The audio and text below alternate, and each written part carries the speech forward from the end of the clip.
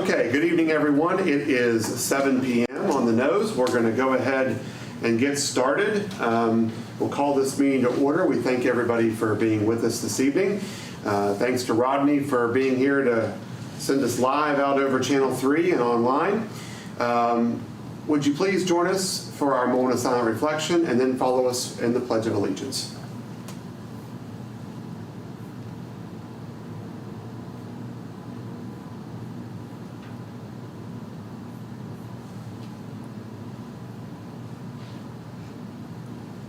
Thank you very much.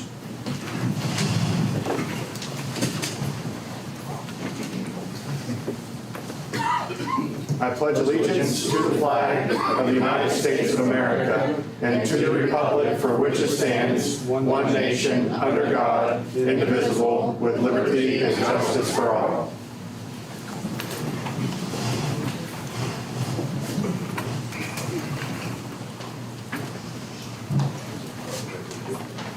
Right off the bat this evening, we have a special presentation. Appreciate the council in the process of being able to name our successor for an unexpired term on our city council. We will be thrilled to welcome Scott Randall to the seat. So Scott, congratulations.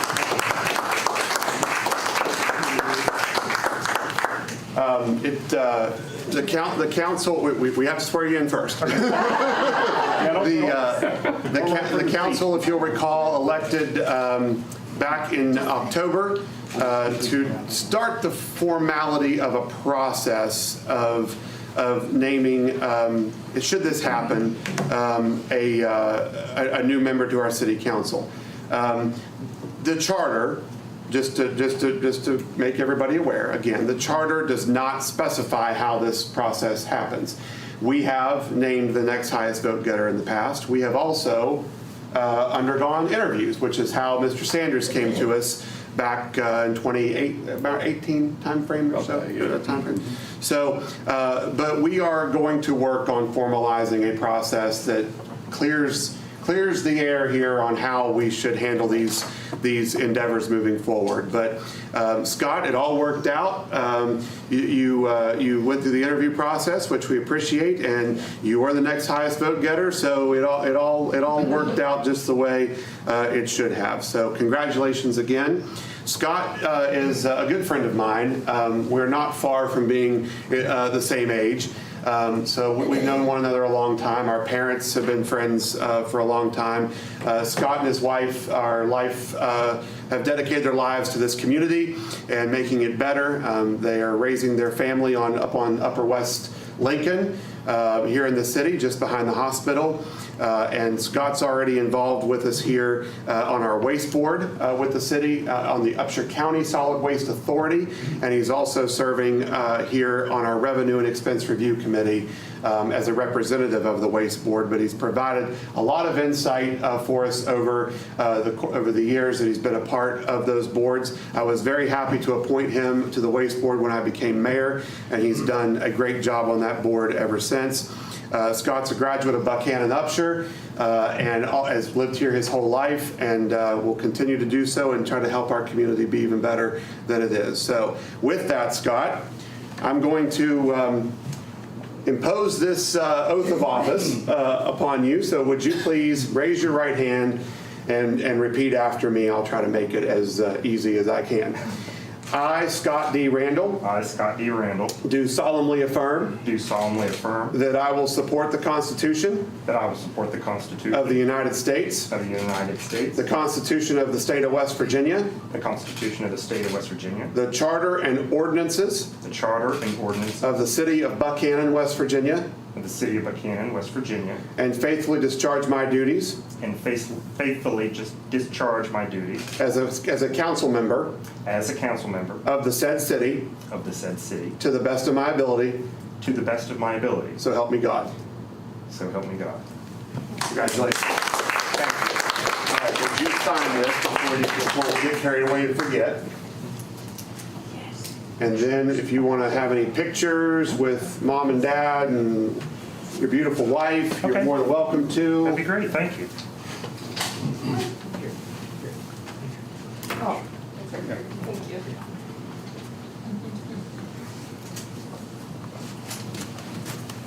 Go ahead. Oh, okay.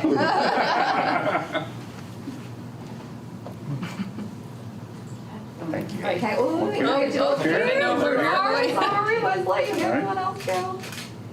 Thank you. Wait. Get Libby, Steve. There we go. Get the seal right over the shoulder there. That's perfect. Okay, great. Mom and Dad? And could you spell your name for me real quick? D-A-R-R-I-A-N. Okay. Could you spell your name for me, please? Now let's, Libby, L-I-B-B-Y. And your last name is also? Randall. Okay, just checking. Yes, come on over this way. Regular Steve? Steve. Okay. there we get that seal right.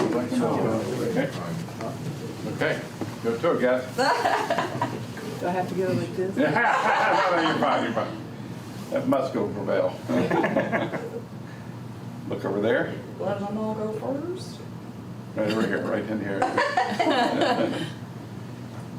Thank you. Thank you. Here, right here. Thank you. Now, right here. Now, one more. Oh my goodness. We can't possibly share. No, yeah. You know, technology is just too easy. Here we go. Oh, Libby, we got it. Thank I you. was you. focusing on you. That You was. know what? Is there anything you want to say? The floor is yours. Thank you. Just briefly, I want to say I'm deeply honored to be selected by my fellow council members and very eager to get to work serving my community in some new and hopefully more meaningful ways. Congratulations. My picture. You okay? Yeah. All right. Well, the fun's all over, so. All right. Scott, again, welcome aboard. We're thrilled to have you as part of our council. I do believe that with you, it becomes a much stronger council. So welcome aboard. Okay, we are going to now go through our agenda.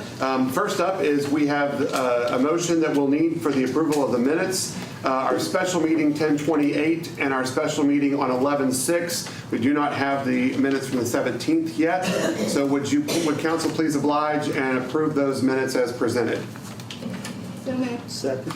We have a motion by Pam, a second by Jack. All those in favor signify by saying aye. Aye. Like sign opposed.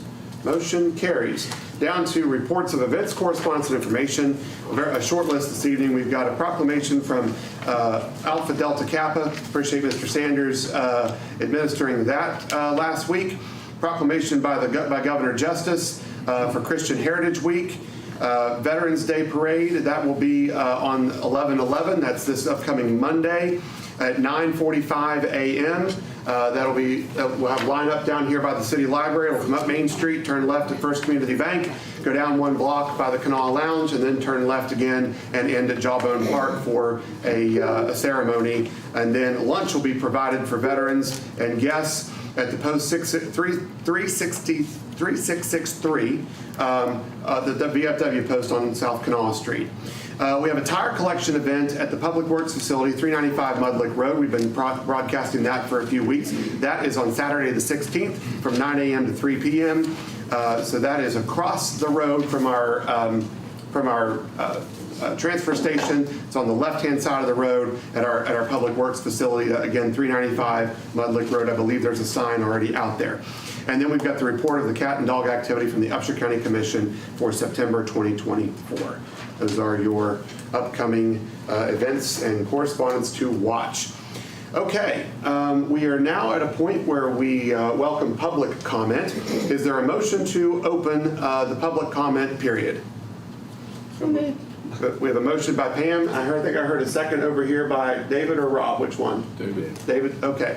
All those in favor signify by saying aye. Aye. Like sign opposed. The time for public comment has been opened. And do we have anyone that wishes to address the council this evening who is not already on the agenda? I don't know that we have anyone. So everybody else is listed on the agenda. So is there a motion to close public comment for this evening? So moved. I'll second. We have a motion by Randy. We're on the board with a motion. We're good. You know what? I'll give that motion to Mr. Rand. Okay. And I'll second it. Second by Mr. Sanders. Okay, all those in favor signify by saying aye. Aye. Like sign opposed, public comment period has been opened and closed. We are down to recognized guests. Our first up is our friend Wyatt Burns from West Virginia Wesleyan College to bring us some greetings. Good evening, Wyatt. Thank you, everybody. First of all, the students of West Virginia Wesleyan College would like to congratulate Mr. Scott Randall on your selection to the Buckhannon City Council. The next open house for prospective students is November 16th. Again, we hope to see a little bit of uptick in guests to Buckhannon. Because of the way Thanksgiving break falls this year, our annual Festival of Lights and Carols will be held on November 17th at 4 p.m. in the Wesley Chapel. The annual holiday dinner will follow in the dining hall, where guests may pay at the door. Entertainment at the dinner this year will be provided by Key to Adam. Students will have Thanksgiving break the last week of November. Then we will return for 3 days of classes and then finals on Friday, Saturday, Monday, and Tuesday. We're assessing how many international students need to stay over break, and we will be putting them in touch with local churches and families for meals and such. Updates from our Center of Community Engagement. November 2nd, we hosted the Mountaineer Area Council of Boy Scouts for 44 for 44 boys to receive merit badges. We did our annual trick-or-treat for canned goods on Halloween night. We would like to thank everybody around Buckhannon for their hospitality and donation. Over 1,000 items were collected and dropped off for donation at the parish house. Speaking of trick-or-treat, we would also like to thank everyone that helped with our trick-or-treat for children at Stockert. The parish house is also preparing and serving up a chicken and rice dinner currently that is hosted by our Poverty Reduction We League team. There is a hoot and holler event featuring owls in the Wesley Chapel tomorrow from 3:45 to 5. The Upshur County Christmas Store Dinner fundraiser is Saturday at Chapel Hill, starting at noon. Our students will be there volunteering. Please stop by and have a great meal and see students in action while supporting over 400 Upshur County families. There'll be a Red Cross blood drive in the social hall from 11:30 to 5 on November the 12th. You can register online, but walk-ins are welcome both on and off campus. Where's that held, sir? What is it? Where's that going to be? The blood drive is in the Benedum Campus Center, in the social hall. That's on the 3rd floor of the campus center. And then lastly, the neighbors of the parish house have increased their demand and support. So we are currently increasing the amount of food from 3,000 to 6,000 to 9,000 pounds of food, which is much too strenuous for the regular volunteers. So we have been seeing an uptick in student volunteers there. Is there any questions from the council? Any questions for Wyatt? I believe so, sir. Thank you. Have a happy Thanksgiving. Thank you, guys. Thank you, Wyatt. Good luck in finals. It's hard to believe that the semester is just about, it feels like we just got here. Okay, our next recognized guest joins us from the screen, and then he also has his partner in crime, Heather Hall, here. This is to talk about the Hank's Christmas Wish. We have filmed one. We have had a red carpet for one. We have filmed 2. We are about to have a red carpet for 2. And then we're about to film 3 here in Buckhannon. So Jason, Heather, welcome. Heather, if you have any comments, as Mr. Sanders is pointing to the podium, that would be helpful for our friends watching online. Jason or Heather, whichever wants to start off, you're welcome to. I apologize, I can't be there in person. I'm in Latrobe getting ready to get on a flight to fly to Florida. But I just wanted to be here. If Heather could kind of let you guys know in person, I think that would be a little bit better. She really knows what's going on, but you're right. We're getting ready to do our 3rd Hank's Christmas Wish in Buckhannon. So Heather, I'm gonna let you take over and I'll just listen. If you have any questions, I'll answer. Sure. Okay, as Mayor Skinner said, we're starting Hank's 3 production the first week of December here in Buckhannon. The premiere will take place December 7th for Hanks 2, and we do have the trailer out for that. We emailed it to Teresa Summers, so if any of you would like to see that, we would love to share it with you, and I think you'll be very pleased at the production that we made here in Buckhannon. All the residents were so welcoming to help with locations, and we had a lot of people that joined in as extras in the movie. And if any of you have ever been on a movie set with Jason, he is more than happy to throw you in at any time, as Mayor Skinner knows. Dean Payne will be here again as the mayor, and Mayor Skinner gave him the key to the city, so I think Dean really enjoys coming back. When Jason first came to Buckhannon, he said, we drove down Main Street, and he's like, wow, this looks like a Christmas movie off, Hallmark or something. And I was like, yeah, a few people have mentioned that before, and he's like, let's do a Christmas movie here. And I was like, let's do it. So now Jason has written the script for Hanks 3, and we're ready to start production. And we are so thankful. We wanted to invite you to the premiere, if everyone wants to come on December 7th at the Brushy Fork Event Center at 7 p.m. Dean will be hosting the event. And then Saturday in Bridgeport at the Courtyard Marriott, we will be having a celebrity Christmas party there, and you're welcome to come to that as well. Any questions for Heather or for Jason?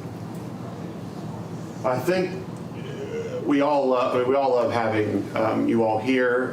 We love that you filmed Hank's Christmas Wish here. Everybody that has seen the movie that doesn't live here that I've talked to, they all say, because they're familiar with Buckhannon already, they say every Christmas movie should be shot in Buckhannon, because Main Street during the holidays does look like a little Hallmark Christmas card. So we're happy that you recognize that. At this time, I know since we have the new agenda, Jack was just saying, I like that we don't jump around so much, but I'm going to ask that we jump around just this one time. Right. While we have our friends, since Jason could be boarding a flight soon, we have, you'll notice underneath the possible vote from the recommendation from the Revenue and Expense Review Committee, on page 2, right behind the agenda, you'll see JC Films.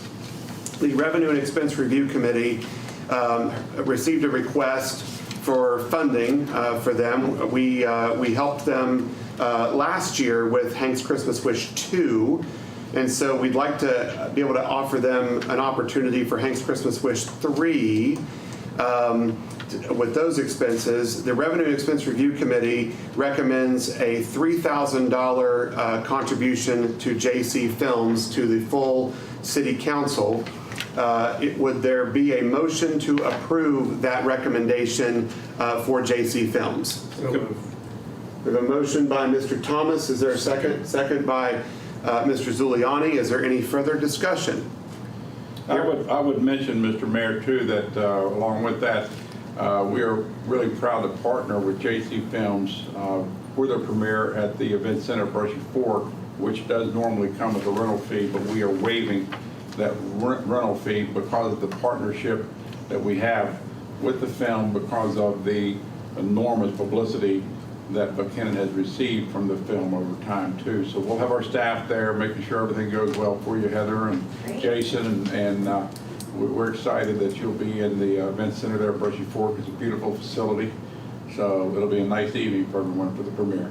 Thank you, we appreciate So that. that's kind of part of the in-kind services as well. So.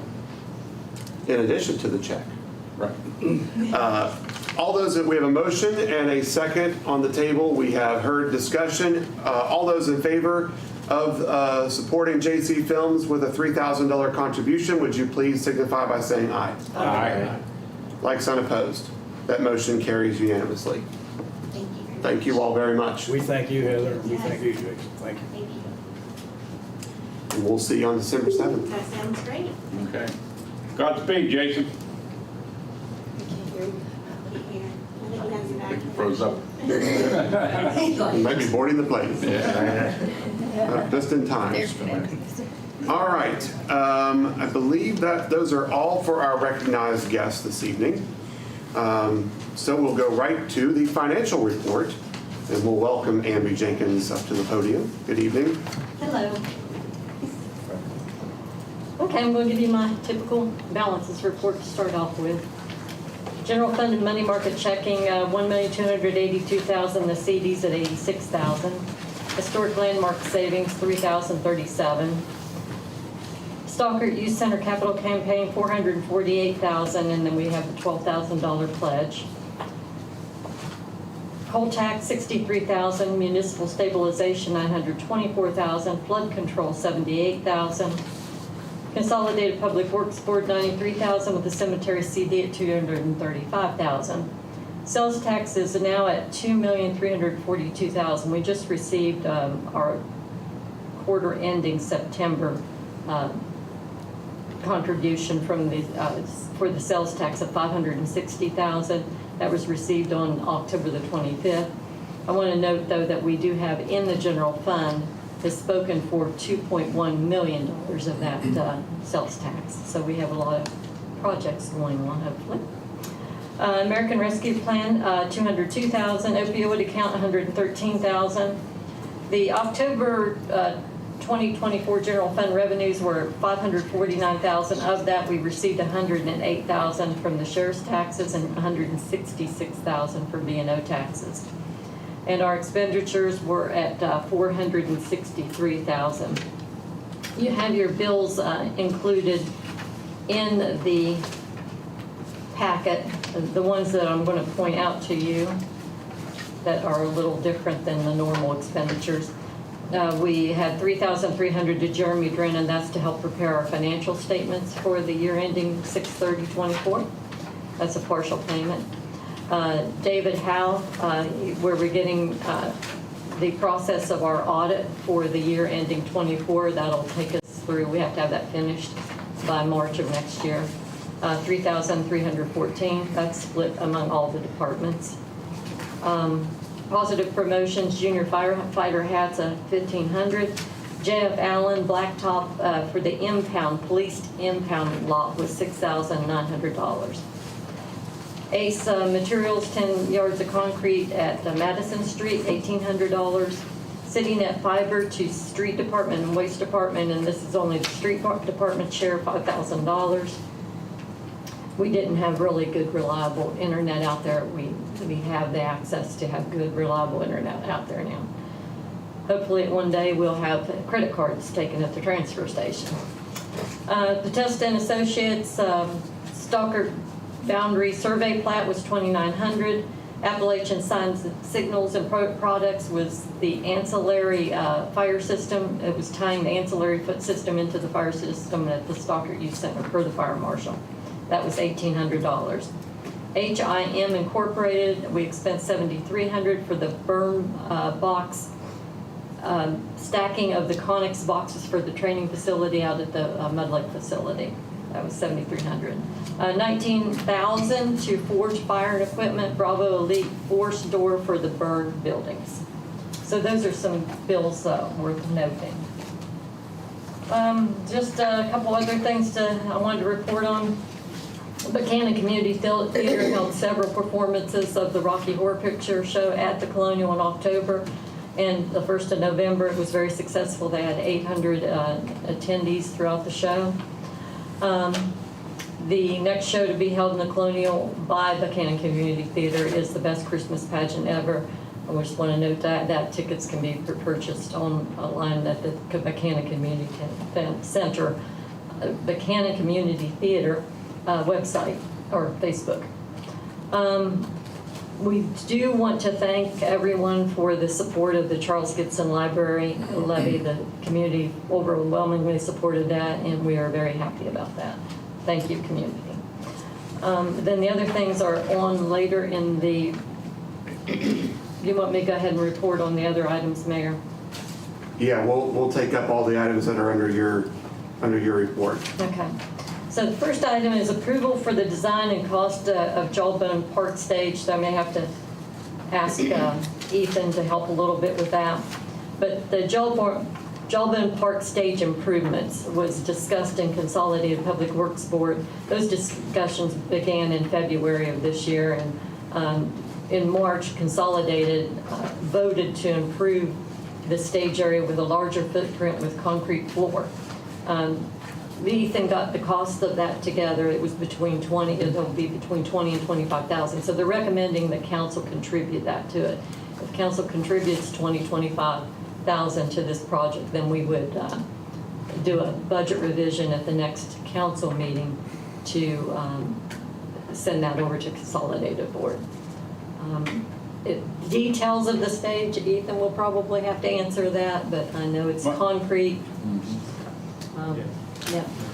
My concern, again, we discussed it today, Ethan, is the height of the stage. If it does require to be completely surrounded by railings, or if the railings only have to be on the two sides, if the front can be open while people are performing. So I talked to Jamie Powell after you and I spoke, and he said if it's above 18 inches, it has to be completely surrounded. And he said because it's a public space, it's not, you can't control who goes into it. It's not like a standard, what you think of amphitheater type of venue. But, okay, so during the actual performance, it has to be surrounded by railings.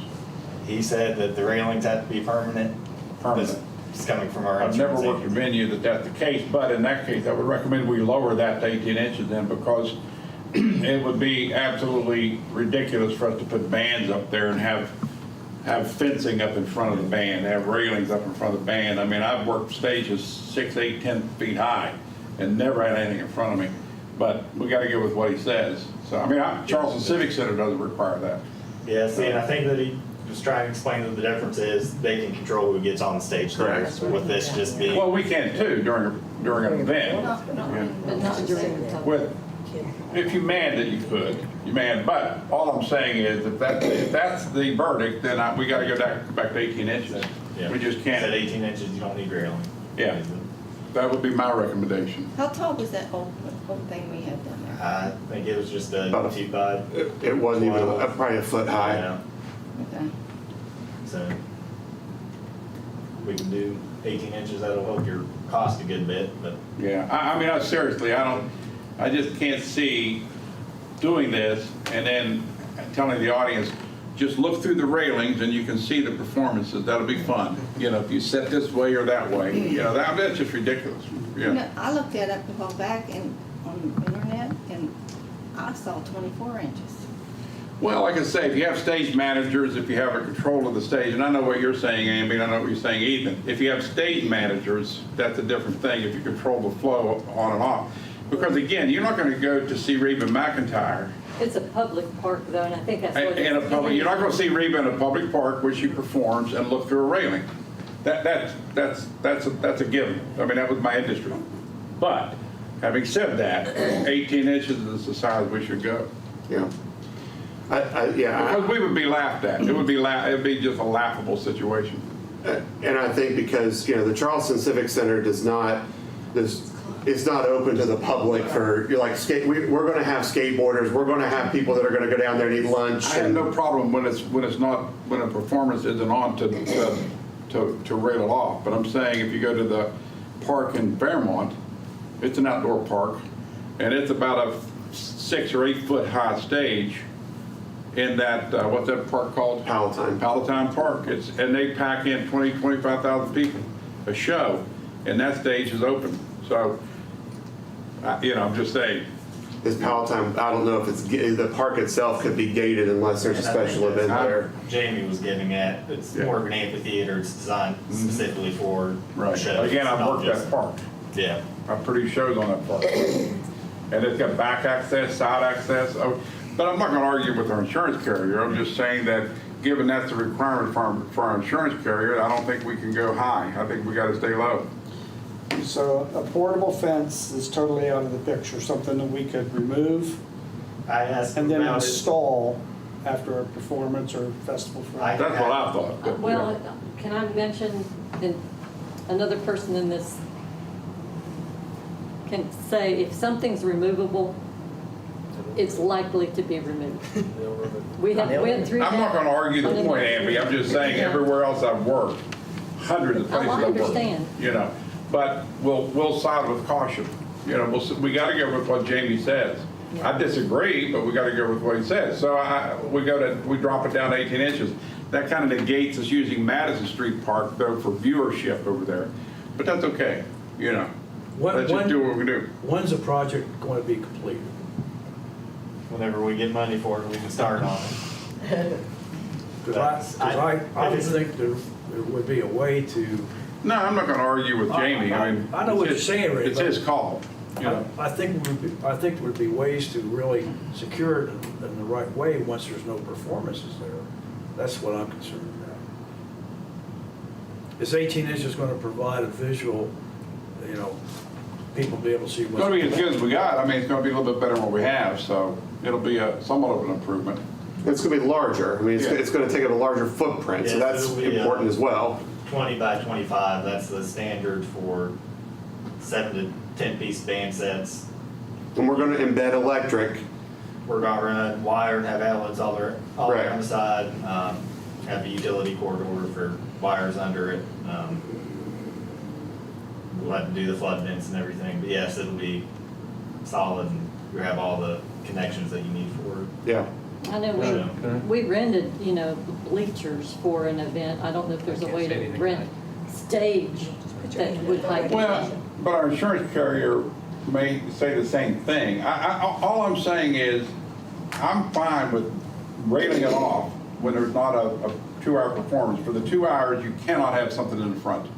I mean, think about it. You know, if we go to BCT and put a railing up in front of the stage of the play, that nobody's going to sit there and watch that. No, I understand what you're saying. And everywhere else is what There's happens. probably a solution to it. There probably is, yeah, but, you know, so we may want to discuss it a little bit further with Jamie and explain all the nuances, and he could go back to the carrier and talk to the carrier, because if they're doing this in other venues, there's no way they're telling Palatine Park and they're telling the amphitheater in Pittsburgh, you know, you've got to rail that front. There's no way they're doing it.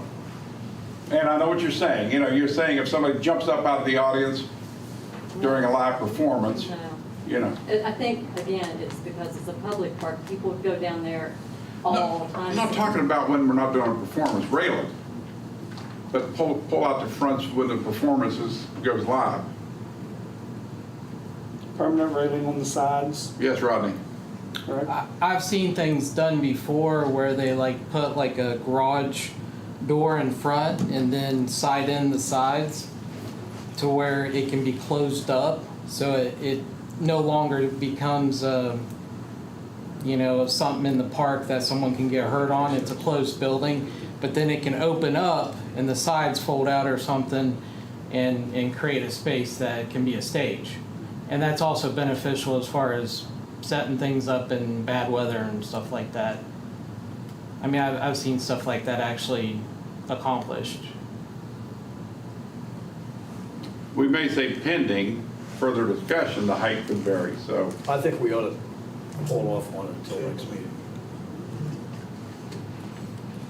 I do think we need to have a decision made soon, though, because Yes. we need to, we promised that this would be available for Strawberry Festival in the Festival Friday season of '25. I would make, So- if we could craft a motion that says maximum height up to possibly 3 feet, if it can be functional for performances. Because we can do the stage, but if it has to be gated, wall, or, you know, railed for the entire period during a performance, it's not functional for a performance any longer. It's just a piece of concrete with a railing around it, that's it. I don't think we need to do anything right now. Randy. Yeah, I think we can still do the motion, Mayor. Just come back and. No, we can do a motion, and if our insurance carrier says absolutely not, we don't care, you cannot do it, you drop it down to 18 inches. I'm inclined to agree. I think the up to piece is the key, so. I just don't want us to waste a lot of money and have a stage that's not usable. Do you want to? Yes. Okay, that is your I'll make a motion. motion to approve up to $25,000 for a stage that could be as high as 3 feet, depending on the functionality. I got to write the motion anyway in a minute, so depending on the functionality of the stage itself. Up to 3 feet was what the max was, right? That's what the $25,000 estimate Yeah. is based on, yes. So that covers it. It's up to $25,000 max and up to possibly 3 feet, depending on the functionality of the stage. Does that make sense? So that's your motion. Is there a second to that motion? I'll second it. Second by Mrs. Buckler. Is there any further discussion? Hearing none, I'll call for that question. All those in favor signify by saying aye. Aye. Like sign opposed. That motion carries. All right. Thanks, Ethan. Yeah, thank you. All right, Andy, let's proceed. Okay, so the next item was approval expansion of Verkada surveillance security camera system in the city parks, the public works facility, the street department, Buckhannon Police Department impound lot on Mud Lake, and the Colonial Arts Center. I think in your packet you should have a summary of those costs.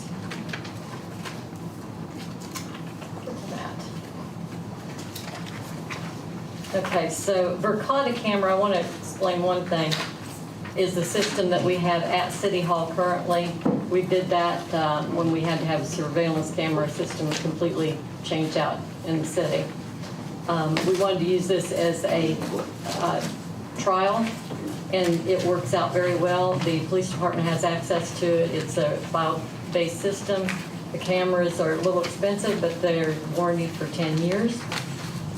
So we'd like to expand this system that we have here, whereby anyone that is given access to it, particularly like the police department or supervisors, can look at these cameras. So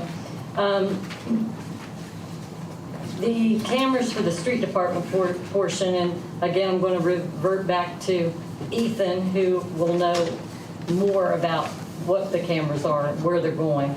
But street department, and I don't know how much we want to say each, where exactly these cameras are, I don't know.